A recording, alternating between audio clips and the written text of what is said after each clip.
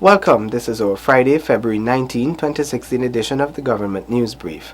In the news, new ICT projects to enhance communications sector to come on stream soon, child abuse is being seriously addressed by government, and Region 8 to venture into agriculture. With these and other stories, I am Azim Khan.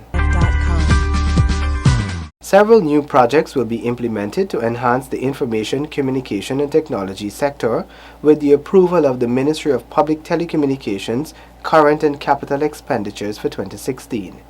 Details in this report. Public Telecommunications Minister Catherine Hughes told the National Assembly that the administration intends to effectively implement and utilize information communication technology to modernize Guyana. We must, as a national imperative, utilize ICT to improve the delivery of government services to our citizens. We must be able to process our various applications online and quickly, and to get immediate responses to our queries through electronic and live help desks. Visits to government offices to collect a form and having to return to drop it off must become a thing of the past. There are plans to expend an initial $25 million towards the establishment of a Center of Excellence in Information Technology. This center will provide training for public sector ICT professionals. The administration has committed to designing the appropriate policies, establishing a proper regulatory framework, institutional strengthening, training and infrastructure development to achieve its ICT goals. The government of Guyana will ensure that affordable universal broadband access is available for all our citizens, the private sector, government and civil society, thereby eliminating the digital divide. Universal access will extend beyond voice to include internet, computing devices, information literacy, and access to telecommunication services. All of these we know, once put in place, will significantly enhance our gross domestic product. In 2016, government intends to leverage the capabilities of ICT to transform Guyana's economy, making it more productive and competitive. There are plans to establish ICT hubs in communities countrywide with emphasis on providing hinterland communities with internet access. Shanta Goberdan with this Government News Brief. A number of measures will be implemented soon to tackle the scourge of child abuse. More in this report.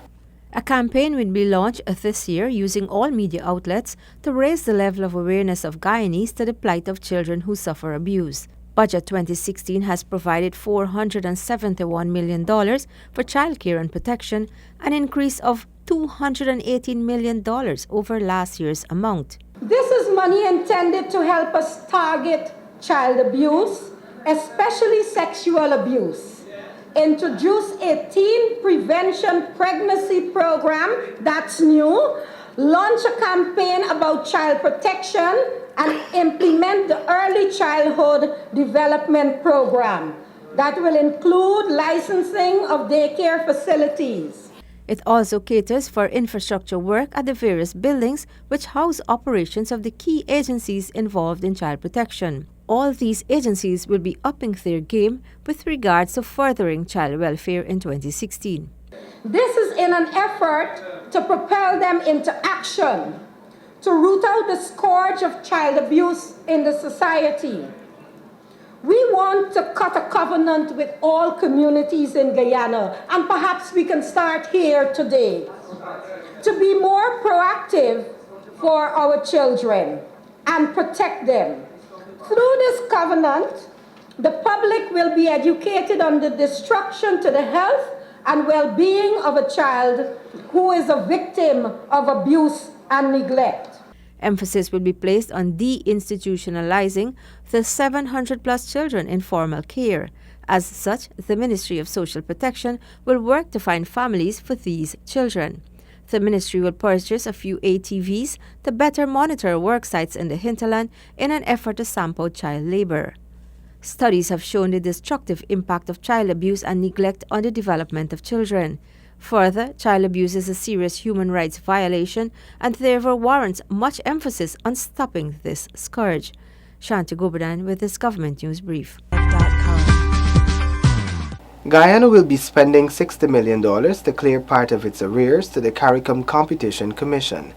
Glendon Greenwich brings us the additional details. The CARICOM Competition Commission is an important institution in relation to regional integration to promote and maintain fair competition within the Caribbean community for the enhancement of economic efficiency and consumer welfare. As regards the Competition Commission, Mr.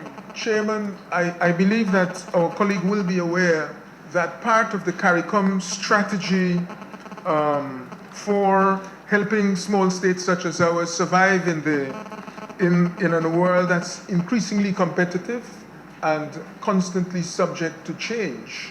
The question, first of all, of ensuring competition within countries, fair competition between the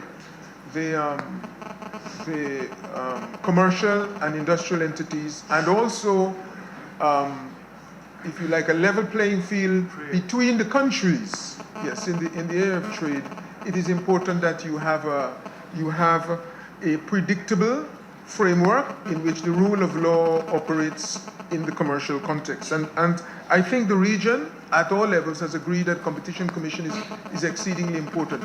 Empowered by the revised Treaty of Chaguaramas, the Commission functions to promote and maintain fair competition within the Caribbean community aimed at benefiting both consumers and regional entrepreneurs. The national competition commissions have responsibilities pertaining to the environment within which if you like, activities of the various entities and issues pertaining to consumer protection and so forth take place at a national level.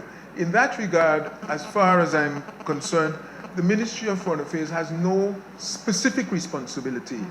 That is almost exclusively the Ministry of Business, except insofar as it may sometimes affect a foreign entity. As regards the Regions Competition Commission, since this body, the Ministry of Foreign Affairs, as the Ministry of Business, since the Ministry of Foreign Affairs has specific responsibility for trade matters, regional trade, when, for example, a problem arises between two states, or between the entities of two states, then the Ministry of Foreign Affairs will be called upon, for example, in the context of Quartet. Guyana had to face the Commission a few years ago when the Trinidadian cement company TCL complained of unfair competition practices. However, the Caribbean Court of Justice dismissed TCL's claims. The CARICOM Competition Commission is a joint obligation of the member states and the community as signatories to the revised Treaty of Chaguaramas. It was inaugurated on January 18, 2008 in the Paramaribo, Suriname. Government News Brief, Glendon Greenwich reporting. Region 8 Pataro-Siparuni, a well-known mining area, will now venture into the area of agriculture. Details in this report. For the first time, an agricultural program will be implemented for the Pataro-Siparuni region. The program was developed by the Regional Democratic Council to promote the agriculture potential of the region. This disclosure came during the examination of the 2016 budget estimates in the National Assembly.